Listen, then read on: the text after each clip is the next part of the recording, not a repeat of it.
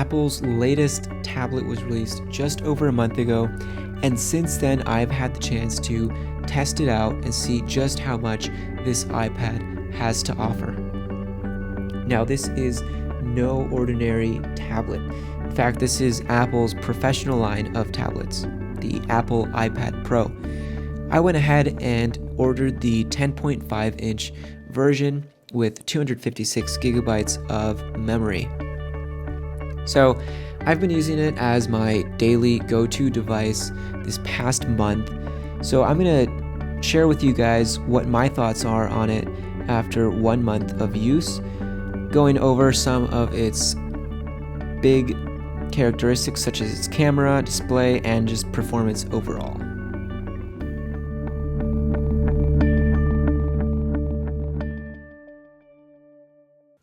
I found myself choosing the iPad Pro over other devices a lot more often. And this is because it's just incredibly portable. As a photographer, though, I do value camera quality, and the iPad Pro really delivers in this aspect. It offers 12 megapixel stills and up to 4K 30 frames per second video. So I was very much impressed with the camera quality on this iPad, being it is a tablet, not an actual camera, professional camera. So I was really impressed with that. Now, I also like to listen to music, so the 4 speakers that the iPad has are incredibly great. They are very loud and very crisp and clear, offering good range of dynamic sound. I found myself choosing to listen to music just off the iPad instead of using my portable Bluetooth speaker.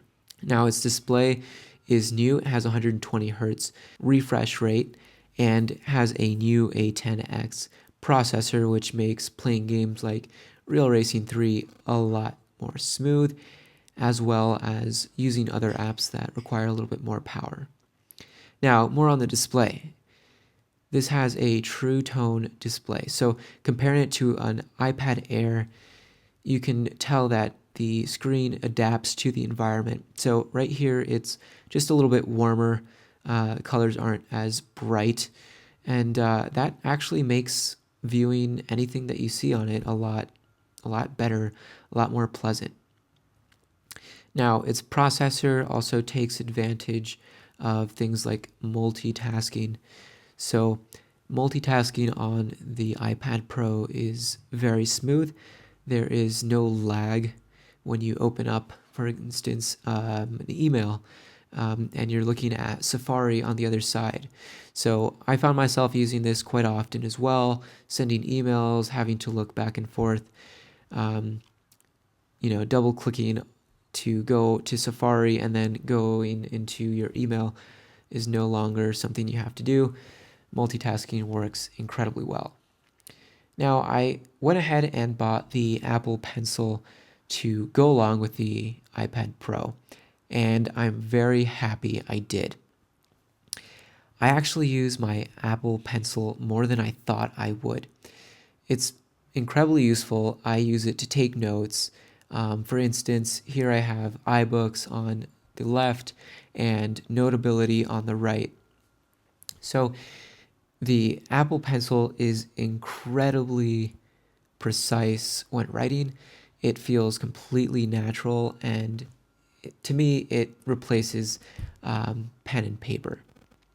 It also helps in apps like Affinity Pro when I am editing pictures that I took on my camera to be very precise with the edits, zooming in here and then changing the brush size so that it's a little bit more precise.